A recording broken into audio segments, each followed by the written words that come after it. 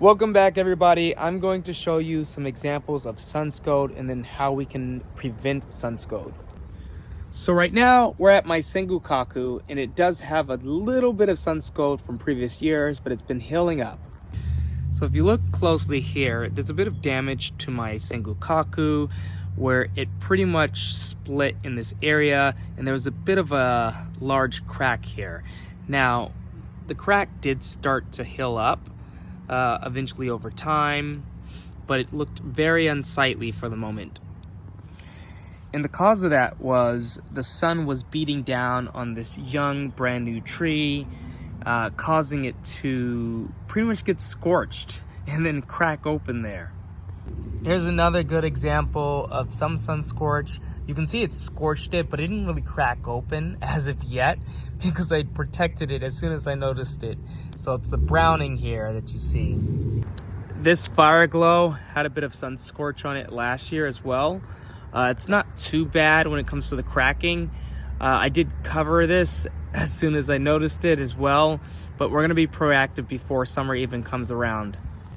I will say maples in general have a tough time with the sun beating down on their trunks, so it's best to protect them at least while they're young and until they form a canopy in order to actually protect themselves.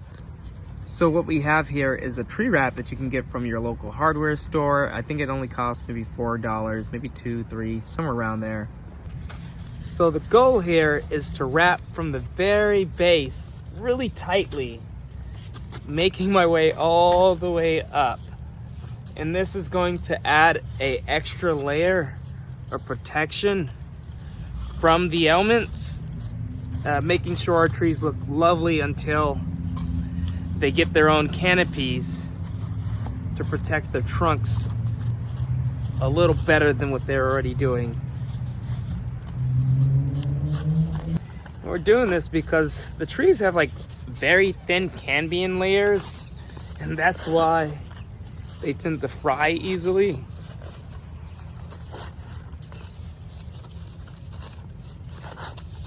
And this ought to be good.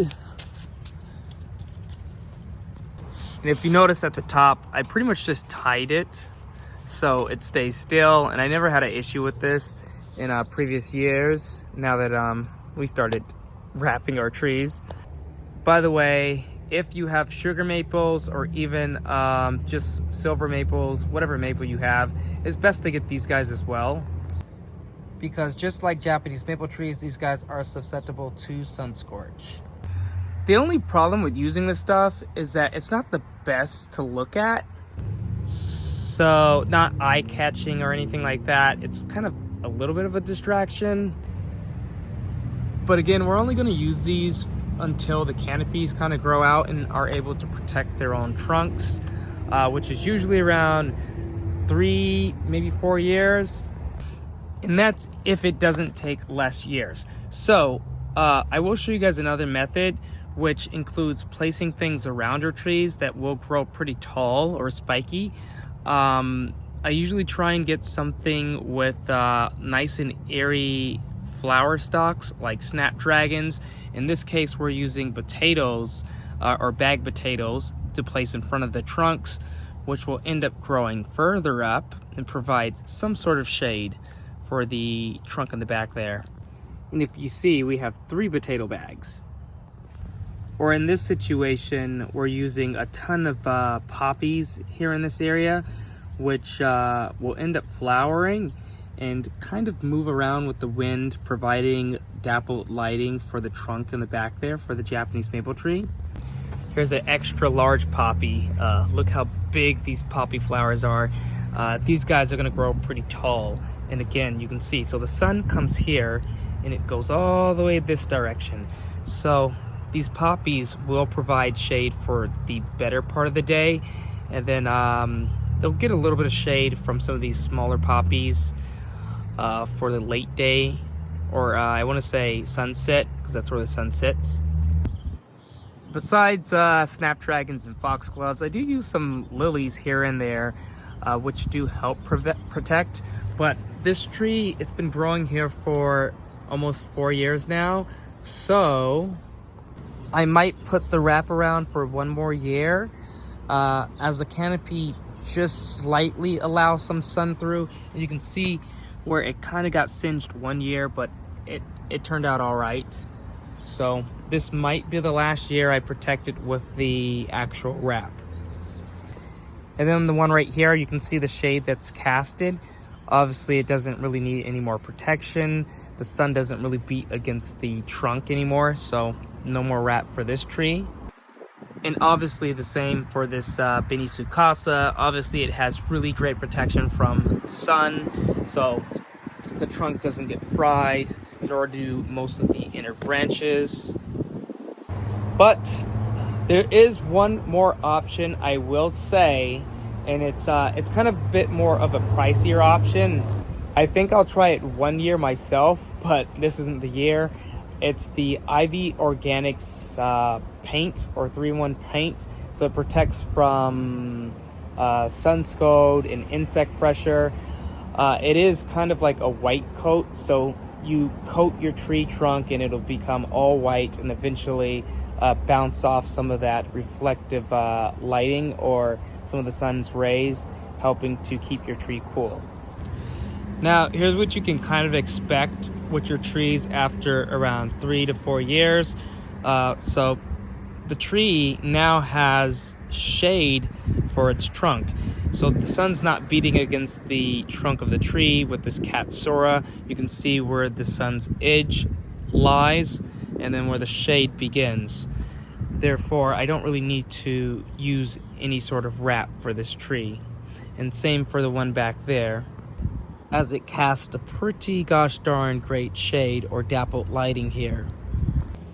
The beginning of the video was actually started in early June. Now, we did wrap a ton more trees like this First Flame, as well as the Katsura right behind me. Now, this is kind of to show you that even though I thought the tree might protect itself this year, you can see that the sun is beaming on top of the trunk. Now, this is early in the day. Usually it's protected by the other Japanese maple trees sometime after, I want to say 1 o'clock, if not 2 o'clock. Same with the Katsura Japanese maple tree. Right now the trunk is unprotected. It's like 10 o'clock in the morning. It actually was exposed around 8 a.m. So from 8 a.m. all the way till around 2 o'clock, this is being beat with full-on sun. And that can cause sun scorch. But you can see where light is showing, it is producing some new growth that might protect this trunk, at least in later years. I also didn't account for this tree protecting my Japanese maple trees with a little bit of shade. It is an evergreen, and the cast kind of came all the way over here towards this grape leaf Japanese maple tree, and I've been monitoring the grape leaf as pretty much the leaves do protect the trunk at least around 1 o'clock, and this is in shade from morning, or the trunk is in shade from morning all the way till about, I want to say, a good 12 or 1 o'clock. But usually this portion of the tree does protect the trunk. So I did remove the wrap on this one. I think it's the last year I'll be using that, at least on the grapevine. I also removed the wrap from my Tobiosio Japanese maple tree, as it's completely protected from its own canopy throughout the entire day from morning to sunset. It's got a really good set of leaves all over it. But many of the others we were correct to protect. As you can see, the exposure. This thing is getting kind of tattered from the wind, but usually we only need the protection up until fall time, and then I usually remove it. Now, if I didn't already mention it, we are in August. We started the video in early June. So the sun pattern has changed. Things did shift around, at least with the shadows. So that's one thing that you have to carefully monitor and know where the sun's gonna hit. By the way, I did start adding some mulch in some of the areas to keep the roots cool. This does at least help the trees acclimate better to their environments, especially when they're pretty new to the garden.